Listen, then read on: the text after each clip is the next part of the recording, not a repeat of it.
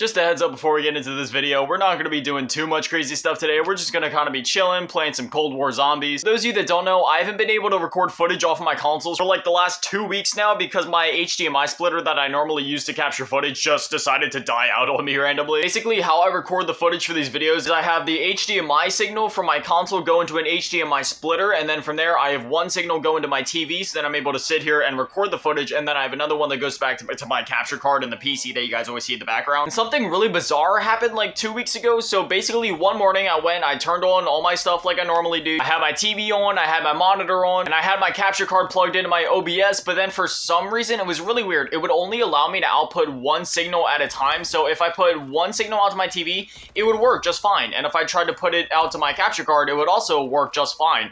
However, when I tried to output to both of them at the same time, it would just completely like freak out, and then nothing would display on either display. It was a really bizarre issue, but obviously, as you can see here, I mean, we're playing just fine. I can see it on my TV, and from what I can see in the background, it's recording on the OBS just fine, so we should be good now. So if anything, this video is just more of a test video, I guess you could call it, just to make sure that everything's actually working now. I didn't want to do like some crazy ambitious video today just in case things don't work out, but I mean, it seems like everything's working, but I still want to play it safe. As long as everything goes good today, then I guess we'll go back to our regularly scheduled program per se. Now, I know there was a lot of you that were really enjoying the content that I was making over on like the PC setup with all the emulators, you know, revisiting some retro games or revisiting just some older games in general. And don't worry, I know there was a lot of you that either like specifically subscribe for that content, since that's all that I've been making in the last 2 weeks, or there's just some of you that were really enjoying that kind of content, me included. So that content won't be going anywhere. Like, we will continue to make videos like that. It's just we're going to be mixing it up. So like some days, you know, I'll be making videos like this where we're back on the more typical setup where I'm making like Call of Duty videos or just, you know, other videos in general on my console setup. And then other times we'll be back on the PC setup recording like retro games or playing around with the emulators. That being said, now that everything's fixed over here, I do have quite a lot of stuff up the pipeline, so you guys definitely won't want to miss it. Alright, it's literally round 9 at this point, and we've been sitting in this spawn, so I think I'm gonna grab this nuke and we're gonna move out. I mean, I have like 17k points, so we can definitely open up like the entire map at this point. Anyways, yeah, I don't know. I don't really got anything else to talk about in this video. Let me know how you guys are doing down in the comments. You guys do anything fun this weekend so far? Do you have any plans? Got any fun plans for the week? Are you guys getting ready to go back to school? Whatever it is, just let me know how you guys are doing. I won't lie, sometimes it's nice making videos like this where I don't really have anything like big or ambitious plans, and then I can just kind of like relax and talk with you guys and just have one of these like chill conversational type of videos. Honestly, I haven't been doing too much in the last week. I played a ton of Modern Warfare 2 since that new season dropped, which I do plan to make a video on that. I'll probably do that tomorrow or the day after that. Once the new season dropped, I played a ton of that game, and then I already went in and like completed the events. They had like a bunch of challenges for either, you know, you could choose two sides between Task Force 141 or Shadow Company.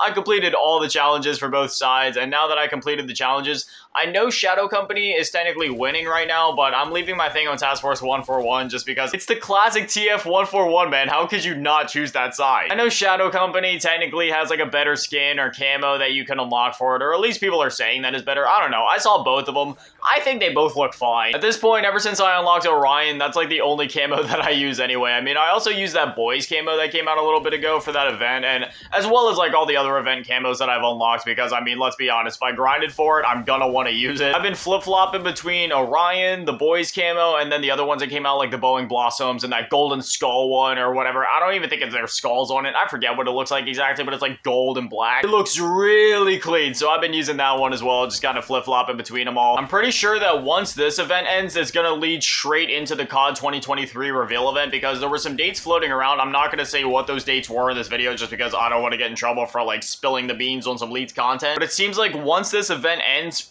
probably like a couple days after that, we're gonna be heading like straight into the COD 2023 reveal event, which I'm really excited. Apparently, we're going to be able to bring over some of our stuff from Modern Warfare 2 into the game. I don't know if that refers to bundles, camos, all of our stuff. It'd be pretty cool if they did. So if you guys remember how they did it with Warzone, right? Where we had like Call of Duty, Black Ops Cold War, and Vanguard, how like all of those became integrated with Warzone 1 as well as Modern Warfare 2019. It was like a 3-in-1 game thing. What if they did something like that with Modern Warfare 3 and they made like Modern Warfare 3 and Modern Warfare 2 kind of like one game? So like, I'm sure Modern Warfare 3 is going to be integrated with Warzone, right? right? So it's going to be like the same thing that we had with Warzone 1, where like Modern Warfare 2 and 3 are both integrated with that game.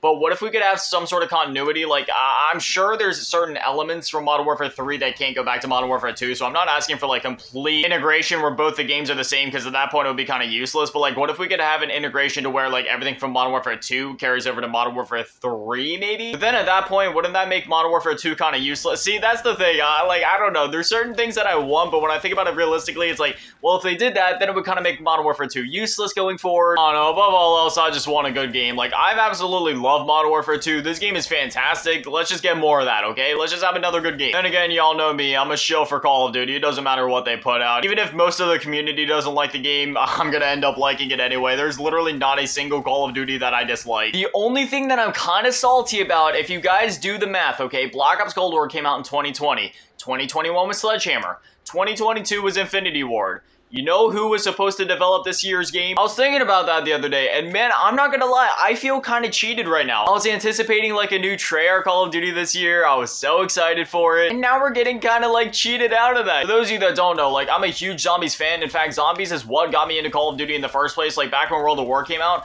I mainly just played Zombies in that game, and then like once Modern Warfare 2 came out, you know, obviously I played a good bit of multiplayer there, but then when Black Ops 1 came out, I was back to Zombies for most of the year. I just absolutely love Call of Duty Zombies. Like, anytime that there's a Call of Duty game that comes out where Zombies is in it, for like when the game is in its prime, right, like it'll probably be an even split between multiplayer and Zombies, but beyond that, once the main year is over, my Zombies playtime is definitely going to overtake it. Like in Black Ops 3, for example, I have over like 1,000 some hours in that game, and literally like 2/3 of that time is in Zombies. In fact, at this point, I'm pretty sure that it's actually more like a 3/4 split. Like, I've just played Zombies in that game so much. Like, I love Zombies so much. In Black Ops 4, it's the same thing where like 3/4 of my time is in Zombies. And Cold War, it's still a bit more of an even split just because this game is a bit newer, but it is starting to get to that point where it's more like a 1/3 time in multiplayer, 2/3 has been in Zombies. I'm really salty that we kind of got cheated out of a new Treyarch game this year, but it is what it is. I'll be patient, you know, I'm sure they're cooking up something amazing for 2024. I'm sure they needed that extra time, so, you know, I always say this, but, you know, a delayed game or a game that has to kind of be like pushed back, I would always rather take that rather than like an incomplete or, you know, half-finished product on launch. As much as I love Black Ops Cold War, it is, you know, you can't really deny that at launch it was a little questionable. We had like 7 multiplayer maps. I mean, the campaign was absolutely phenomenal, but then we only had like 1 Zombies map, which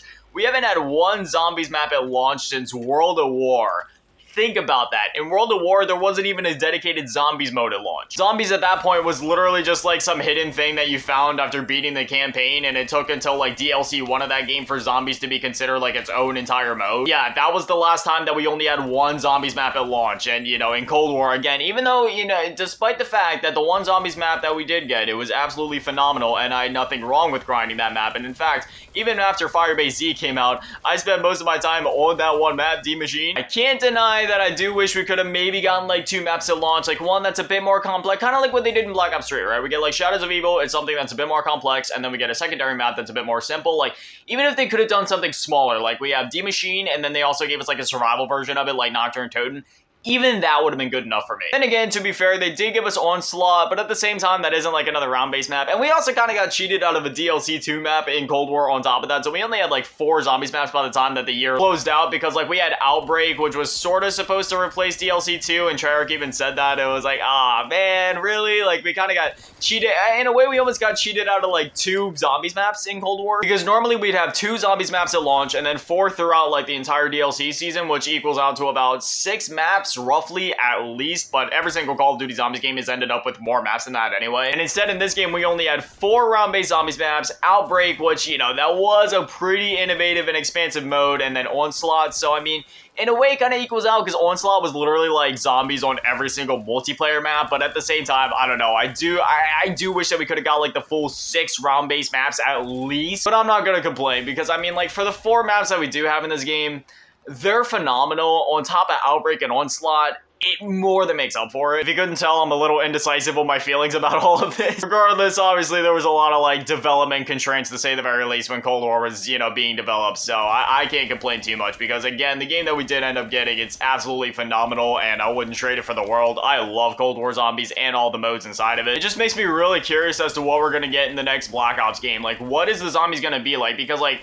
Cold War, it kind of struck that perfect balance of being accessible for newer players while also having some of those more complicated elements, similar to some of the more, like, classic Call of Duty Black Ops games, like, you know, like Black Ops 3 or some of the more complicated maps in Black Ops 2 where it has, like, those Easter egg steps and the Wonder Weapon quests and all that. So I wonder if they're gonna cater more to that more, like, simple, accessible side, or if they're gonna lean more into that more complicated Easter eggy stuff, kind of like Black Ops 3 did. I mean, none of us really know at this point. Anyway, tinfoil hat theories aside, I've been flapping my gums for a while, so we're gonna go ahead and exfil. If there's any feature that they bring back to the next Black Ops game, it has to be exfil. Like, this was such a game changer in Cold War. Rather than just getting to a high round and dying and being like, well, that's that. Which, don't get me wrong, there was nothing wrong with that formula. That's what classic Zombies was built upon. That being said, it is cool in Cold War that you kind of have that option, like, okay, do I want to push for another 5 rounds, or do I want to exfil and, like, technically win? It's one of those things where, you know, it sounds small on paper, but it really does make a huge difference as to how you approach your games. Like, am I gonna exfil? Do I push for as long as I can? Like, it's really cool. It was one of the most simple yet, like, game-changing additions that they made in this game, and they brought it back to Vanguard. It was great again there, so, you know, I hope that they can bring it back to whatever the next game's gonna be called. Anyway, there it is, successful exfil, and yeah, I don't know. Again, this video was just kind of like a random test type thing, just to make sure that everything's working with the HDMI splitter and all that now. But anyway, as always, a massive shout out and thank you to all the Patrons and channel members. Thank you to all of you in the low baller tier, and an even bigger shout out and thank you to all of you in the big baller tier, Mellow Asking and Big Daddy Manny, and the biggest shout out and thank you to all of you in G tier, Ryder Vengeance, and Little Cheese Girl. Thank you guys so much. You guys are literal legends. I love you. Thank you guys for watching. Have an amazing day. Stay beautiful. I love you all. Peace.